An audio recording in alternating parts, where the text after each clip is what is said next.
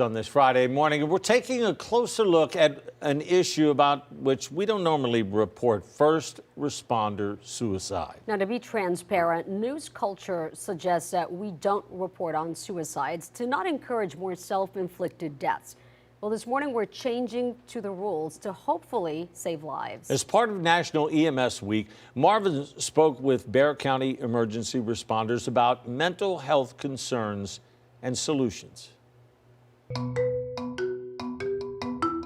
My name is Frank Horta. I work with Bexar County District 7, Fire and Rescue. My name is Michael J. Sachs. I am a retired New York City detective. I'm Chris Mascoro. I'm with District 7, Fire and Rescue. I am a peer support specialist and expert, and I'm a critical incident stress management expert due to my experiences on the NYPD. I like to think we have 3 jobs, which is fire protection, EMS, and public service. I personally jump out of bed when it's time for me to go to work, so it's amazing. I used to be a detective. I'm a retired detective. I was seriously injured in the line of duty. I'm a vest save from a car accident. I was in a shooting, the World Trade Center response. I used to be a firefighter. I was New York City Emergency Medical Services. Been to Uvalde to support their local resource and whatever they needed. Mainly it was an EMS strike team that we sent. Fire and EMS, you run car accidents, stabbings, shootings, suicides, rollover accidents, ejections, cardiac arrest in adults and kids. So you see everything. Sometimes it's a good turnout, sometimes it's a bad turnout. When you're not clear-minded on this job, on this type of job, it's dangerous. The job is dangerous as it is. It's not a safe job. We know that from the get-go. But having an unclear mind, doing a dangerous job is not good. So I kind of have to put it in a box and go on the next call. That's how a lot of us deal with it, and I think it becomes to be a problem later on. And some people who don't know how to talk about it.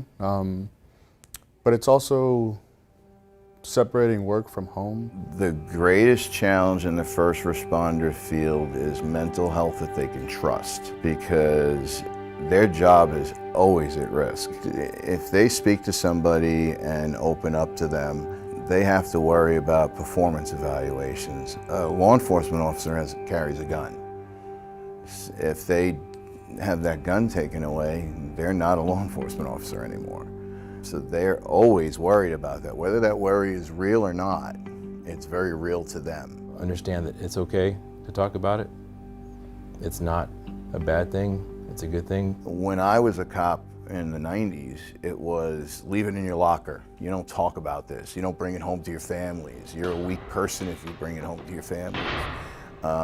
You don't even talk about it in the precinct or at headquarters. It's not fair to our families, our wives and kids, that if we, come home and take that home.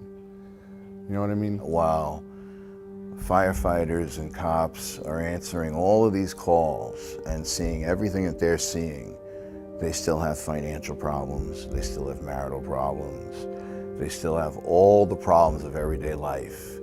And that doesn't stop just because they go to the job. I don't like to think about certain calls. I mean, I don't like to bring it up in conversation. I think it doesn't help me personally. I think the courage comes when you see all the guys you work with before.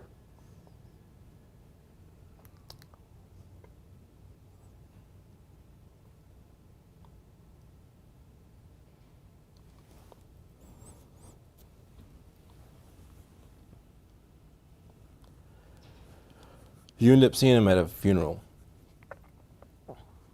That's when,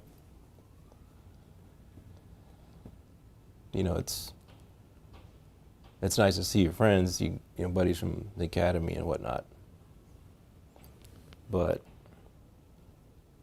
you just get tired of seeing them at that type of ceremony. And it makes you realize, hey, it's okay to talk about it.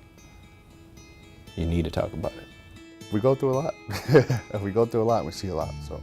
And the way I look at stress, either you're gonna deal with stress on your terms or stress is going to deal with you on its terms. And you never want to have stress deal with you on its terms, because you're going to lose. Yeah, I'm all about, let's make sure we get the job done. Let's stay strong and do it. But at the same time, afterwards, let's talk about it. Because you know these situations aren't normal. We see the worst day of someone's life every day. They should be required to have in-service training where they understand what critical incident stress management is, so they understand what the process is. Mental health is important. Peer support is important. And when we don't pay attention to it, the job suffers, and it costs the cities and the agencies big dollars. So the fire district believes that they are already seeing change in their culture. Sarah Berry. So one of the things, obviously they see things, they deal with things most of us will never understand. Right. One of the things that really stood out is when they said mental health that we trust. Mm-hmm. What, in their opinion, is a solution, something that would help them? Well, first of all, it's going to be transparency from the first responders.